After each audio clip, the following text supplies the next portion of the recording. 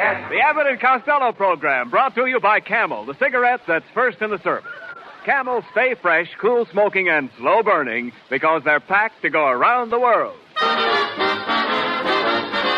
Listen to the music of Freddie Rich and his orchestra, the songs of Connie Haynes. Tonight's guest, Mr. Alan Ladd, and starring Bud Abbott and Lou Costello.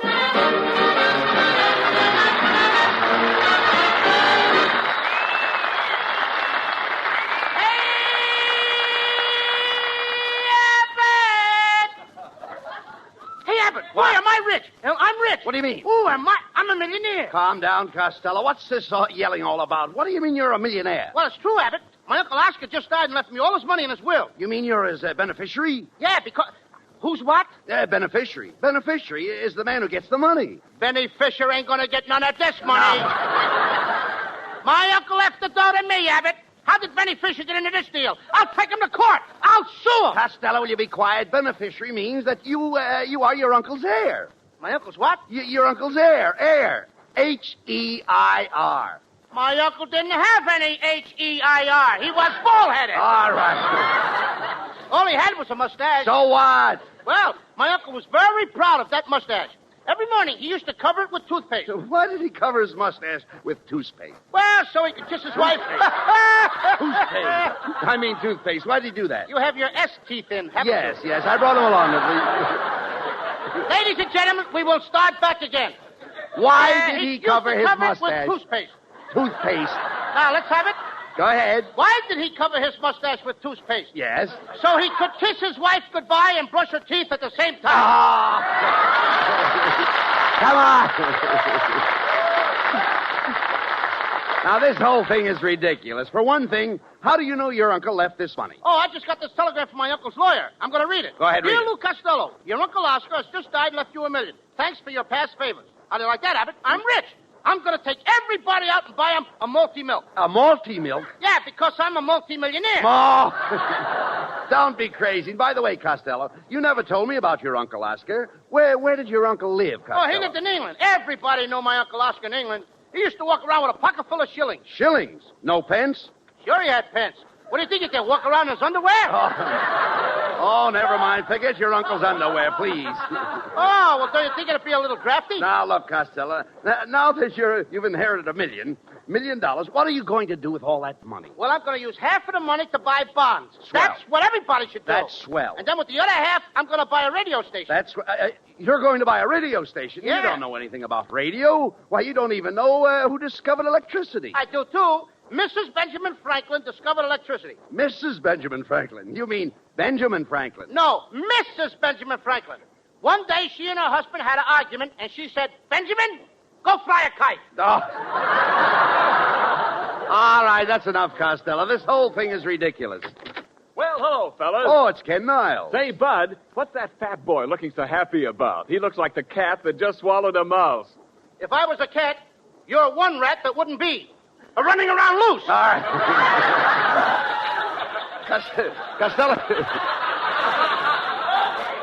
Costello just got some good news, Ken. His uncle left him $1 million, and he is going to buy a radio station. And what's more, Niles, I'm going to be the head announcer on my program. You're going to be the head announcer? Costello, you can't become a head announcer overnight. Well, I've been hammering away for years to be a head announcer. You look like a hammerhead. Now, quiet, Costello. Niles is right. An announcer must have an education. You can't even read or write. Well, maybe not, but I spell. You certainly do. I said spell. Everybody's reading wrong. Now, go ahead. You give me any word at all, and I'll spell it. Okay. Spell Mississippi. State or river? River. Huh? River. River? Yeah. R-I-V-E-R. River. Come on, Costello. Don't try to crawl out of it. Spell Mississippi. Okay. Mississippi. Yes. M-I-Ping, S-S-I, Ping, S-S-I, Ping, P-P-I-Ping. Hey, wait a minute. Wait a minute. What's the ping for? I was dotting the I's. Oh. This is the silliest thing I ever heard of. Why, Costello, my lovely wife would make a better announcer than you would. Your lovely wife? That old umbrella had her face lifted so many times she's too tall for the microphone. Oh, I I heard that remark, Costello, and I want you to know that I have never had my face lifted. They started to lift it, but when they saw what was underneath, they dropped it again. You must excuse Costello today, Mrs. Niles. He's all excited. He just inherited $1 million, and he's buying himself a radio station. Oh, that sounds just like him, the stingy, fat plutocrat. He wouldn't think of buying anything for his friends. I wouldn't say that, Mrs. Niles. I'm going to buy you a lovely present. A nice red fire extinguisher that will last you 100 years. Oh, I don't expect to be here for 100 years. That's all right. Where you're going, you can take it with you.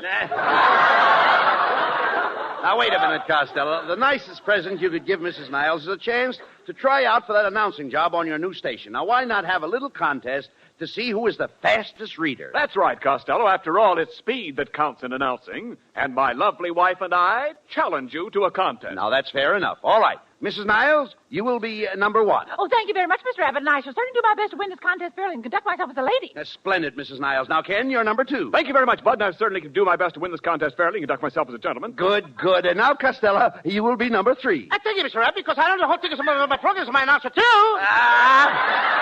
Now. I didn't understand what you said, Costello. Well, did you hear what the other said? Yes. All right, now let's go. You will each recite Mary Had a Little Lamb. Now, when I call your name, you start. When you hear the bell, you stop. And don't forget to take a great, big, deep breath. All ready now? Mary had a little lamb. No. Wait a minute. I'll call out the names. Not you. No, not you. All right. Mrs. Niles. Mary had a little lamb, fleece white stone. Everywhere that Mary went, the lamb was sure to go. It followed her to school one day. Ken Niles.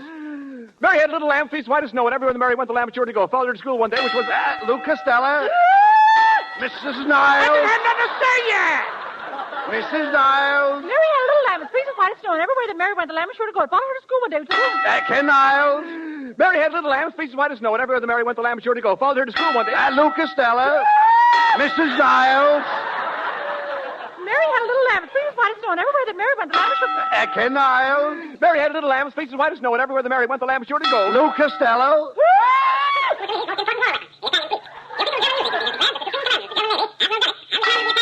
The winner, Luke Costello. Why, that's the most amazing thing I've ever heard. Oh, it's astounding. Costello, how did you ever learn to talk that fast? Oh, it's easy. I've got two tongues. You've got two tongues. Yeah, I got my own, and my father gave me his. Oh, come on. Why would your father give you his tongue? Because my mother never gave him a chance to use it.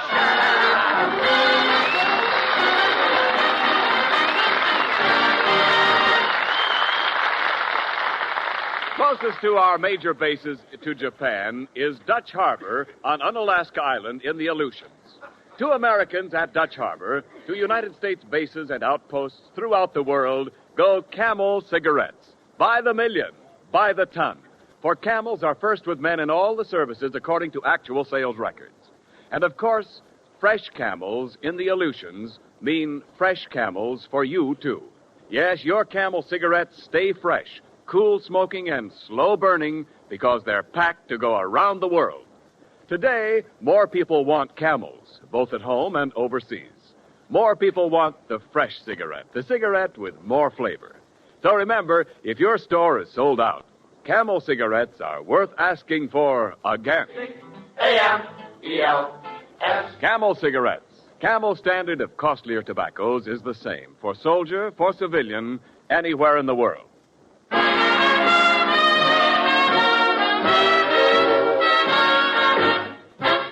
Connie Haynes sings the California novelty tune, San Fernando Valley. Oh, I'm packing my grip, and I'm leaving today, 'cause I'm taking a trip California way. I'm gonna settle down and never more roam, and make the San Fernando Valley my home. I'll forget my sins, I'll be making new friends, where the west begins and the sunset ends, 'cause I've decided where you truly should be, and it's the San Fernando Valley for me. I think that I'm safe and Satan, he will be waiting when my lonely journey is done. And kindly old Reverend Thomas made us a promise He will make the two of us one. So I'm hitting the trail to the cow country. You can forward my mail, care of RFD. I'm gonna settle down and never more roam and make the San Fernando Valley my home. I think that I'm safe and Satan. He will be waiting when my lonely journey is done. And then old Reverend Thomas made us a promise. He will make the two of us one. I'm in the trail to the cow country.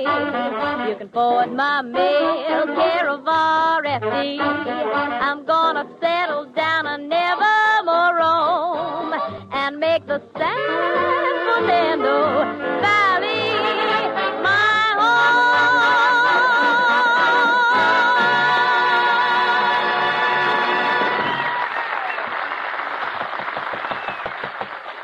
Come in. Pardon me, is this the radio station? Yeah, this is Station IOU, the voice of the creditors. I'm the owner and manager, Lou Costello, the great big fat radio maggot. My name is Pentley P. Crinklemeyer of Crinklemeyer and Ingersoll. Where's Ingersoll? He's doing time. I'm thinking of buying a program on your station. I'm in the cracker business. Ha, ha, ha. You look like the crummy type. Ha, ha, ha. Costello, take it easy. You need the business. Yes, Mr. Costello. You see, I'm a very successful man. I manufacture Crinklemeyer's crispy, crunchy, crackly, crunkly, crinkly, cratchy, critchy, coochie. I make biscuits. And you do it the hard way, too. Quiet, Costello. What kind of a program did you wish to put on, Mr. Crinklemeyer? I want a program that will sell Crinklemeyer's critchy, cratchy, crinkly, crankly, crookly, clackly, crickly, crackly, croaky, crackly. You want to sell biscuits? Young man, you took the words right out of my mouth. You mean I took the biscuits right out of your pan? That's it, young man. You make the cracks and I'll make the crackers. Ha, ha, ha. And now I'd like to have you meet a young chap who's going to help put on my program. Meet my announcer, Oliver Storchy. How do you do? Hello. This guy's a radio announcer? Well, I suppose you like your own announcers, but I thought you might like to put one more on. And he's the moron who can do it, too. All right. Let the boy read something for us, Costello. Go ahead. Let him read something. Oh, yeah, I'm wonderful. Simply marvelous. I'll get a load of this. Good evening, everybody. Hello, this is Oliver Storcheese bringing you the Crinklemeyer Cracker program from Hollywood. Ladies and gentlemen, you have just been listening to a coast-to-coast hiccup. Oh, so that's the way it is.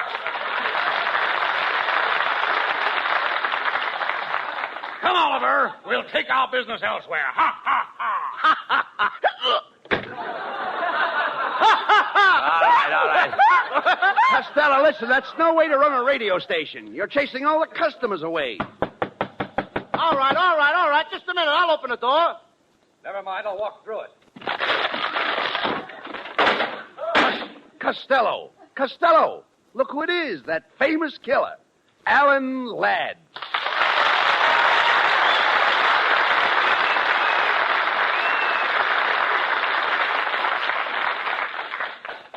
Hey, which one of you fellas is Costello?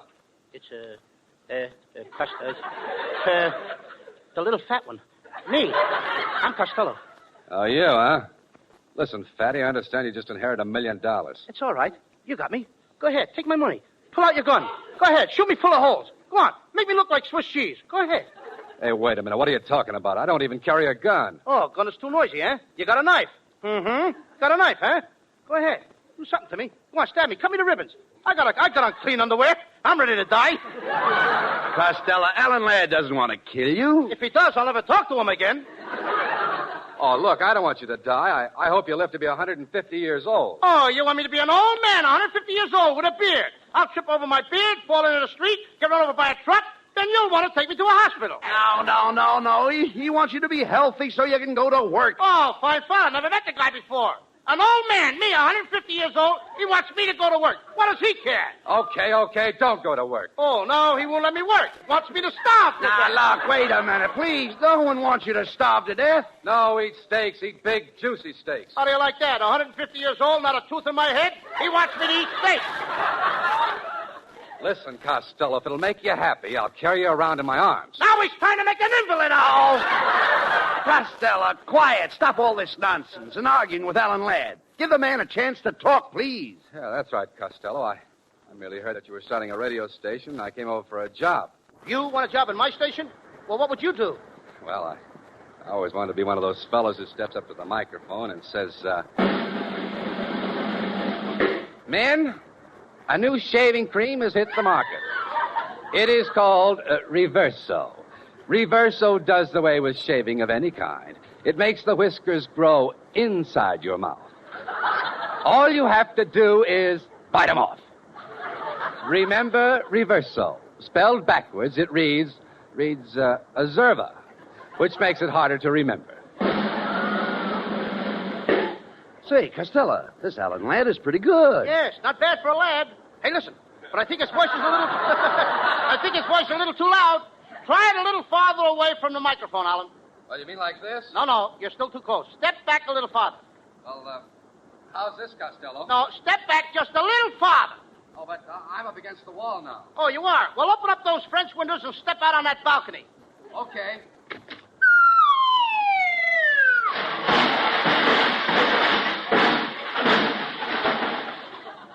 You know something, Abbott? What? We have no balcony.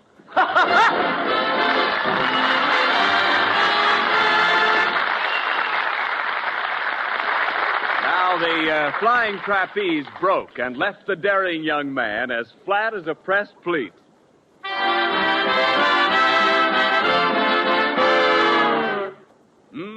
That's flat. And it can be worse in your cigarette.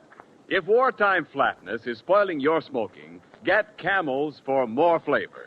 Yes, if you're looking for a cigarette that won't go flat no matter how many you smoke, get Camels for more flavor. Expert blending of costlier tobaccos gives Camel cigarettes that extra flavor. It helps them to hold up, keep from going flat, no matter how many you smoke. Double check that for yourself in your taste and throat. Your T-Zone proving ground for Camel's rich extra flavor and smooth extra mildness. And remember, Camel cigarettes stay fresh, cool smoking, and slow burning because they're packed to go around the world. C-A-M-E-L-S. Camel cigarettes. They're first in the service. They've got what it takes.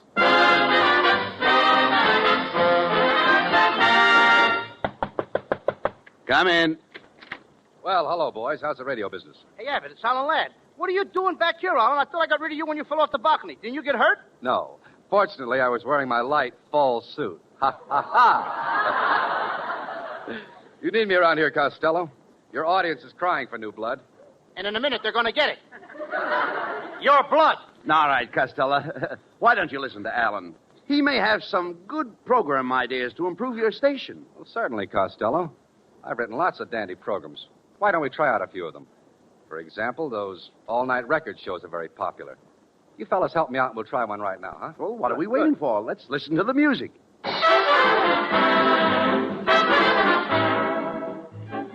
Good evening, record fans everywhere. This is Happy Alan Ladd bringing you the oldest all-night record program on the air, broadcasting since 1896, 24 years before radio. Now, that's enough talk.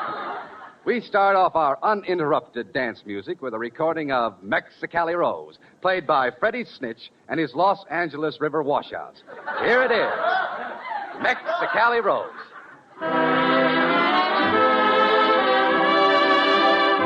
This number is being played for Fred and Mabel, Cecil and Rodney, Becky, Fanny, Pauline, the boys at Schmetnick's Pool Hall, the shut-ins at Alcatraz, and Poopsie. I know you all want to dance, so back to the music. Attention, all men over 95. Are you taking care of your tooth? Do you use pink toothpaste to suffer from white toothbrush? When you smile, does your tooth stand out like a limer bean in a barrel of tar? Then try Dr. Fangbuster's toothpaste, the only toothpaste containing grit, sand, and gravel. To receive a free tube of this toothpaste, do not send in an empty tube. Just send in your tooth.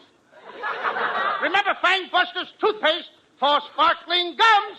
And now, back to the music.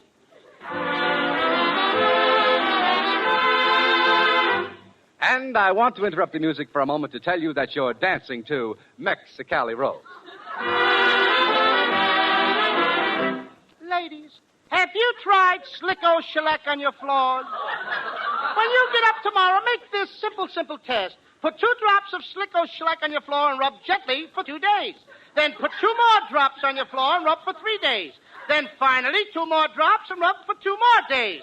And ladies, before you know it, the week is gone. And so is your floor. You have just been dancing to Mexicali Rose. Good night.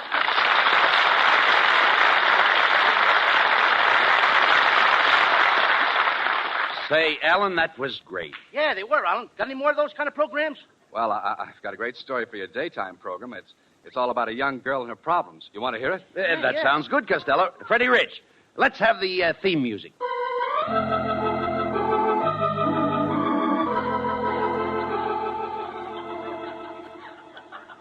The makers of Grow Fuzz Hair Tonic present another episode in the true life story of Blossom Fink, girl street cleaner.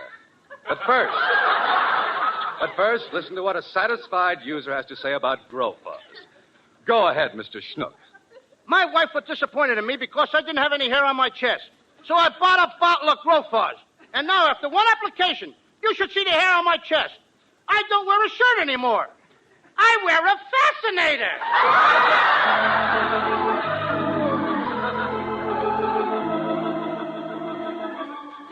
And now, back to Blossom Fink, girl street cleaner. It seems like only yesterday that poor Blossom drank potato bug spray, thinking it was orange pico. But don't worry, folks. Blossom's all right now. The police gave her the 3rd degree and pumped it out of her. In the meantime, Blossom's friend Harvey went to the general store to meet Squire Prindle to inquire about Larry, who had received the tragic letter from Mrs. Philpott's nephew, Eustace, who had told her of the split-up between Bernice and Fitzroy. Now, while this was happening, the butcher's son Herman spied Charlie and Julius leaving Mrs. Greystone's house with Myrtle and Phoebe and quickly rang the fire alarm. Naturally, Blossom was a little confused by all this, and so am I. But as we look in upon Blossom this morning, she and her husband are having breakfast. Whew, Blossom speaks. Oh, good morning, John, darling. What do you want for breakfast? Oh, dear, I'd like some coffee. Oh, but you should have milk. But I'd much rather have a coffee, dear. But you should have milk. I'd rather have coffee. No milk. No, coffee. Milk! Coffee! Tune in tomorrow. Will John have milk or coffee? And remember, friends, go to your nearest drugstore and get a bottle of Grow Fuzz Hair Tonic. Try it tonight. If you're not completely satisfied, please don't complain. You've only got one bottle. We got 1 million of them.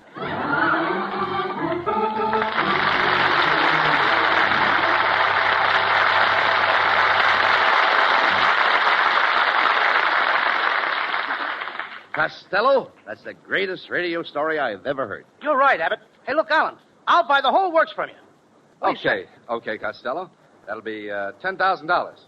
Cash on the barrelhead. And I'm just the barrelhead that's got the money. Now, Alan, just listen to this telegram. I want to show you that I really got a lot of dough. Now, get it. Dear Lou Costello, your Uncle Oscar has just died and left you $1 million. Thanks for your past favors. Hey, wait a minute. Let me see that telegram. Okay. Oh, I thought so. You read it wrong. Oh, no. You haven't got $1 million. You haven't got a cent. What do you mean? Here, I'll read this telegram for you. Dear Lou Costello, your Uncle Oscar has just died and left you. 1 million thanks for past favors. Costello, did you hear that? Did I hear that? And I just thought of something else that's wrong with that telegram. What's that? I ain't got no Uncle Oscar. Ah, get out of here!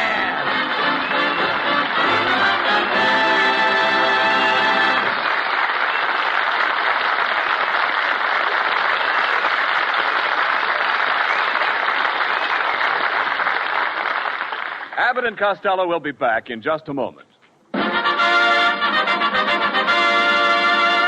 Thanks to the Yanks of the Week. Tonight we salute 23-year-old Marine Captain Harold Siegel of New York City, one of 2 Corsair pilots who attacked a formation of 40 Japanese planes. First he shot Zero's tail off, and then his companion, following through, with 4 Japs firing at him, he dove and blew up another, continuing on down to smash a third. Now under fire from about 10 enemy fighters, Captain Siegel's plane was shot to pieces, but he stuck with it and plunged into the water. Next morning, he was rescued by a destroyer. In your honor, Marine Captain Harold Siegel, the makers of Camels are sending to our Marines in the Pacific 300,000 Camel cigarettes.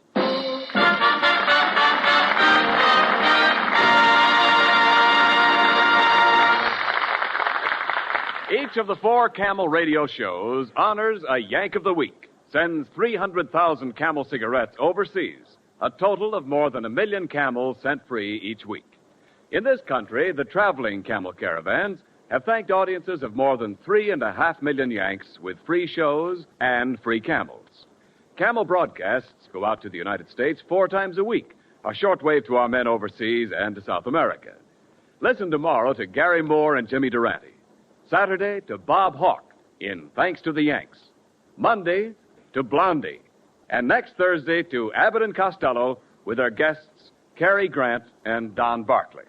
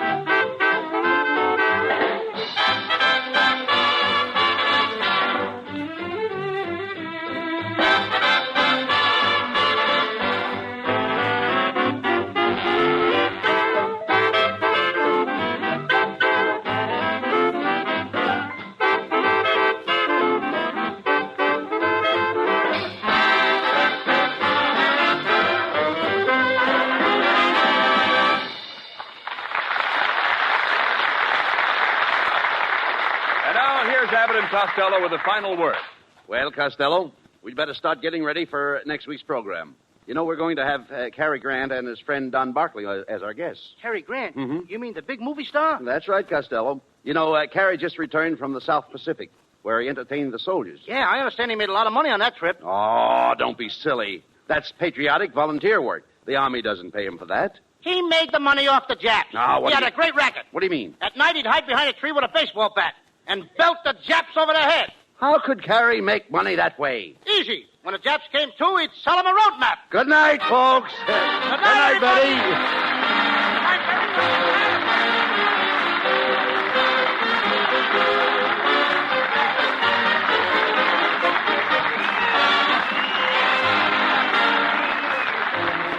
Be sure and tune in next week for another great Abbott and Costello show with our special guests, Cary Grant and Don Barclay.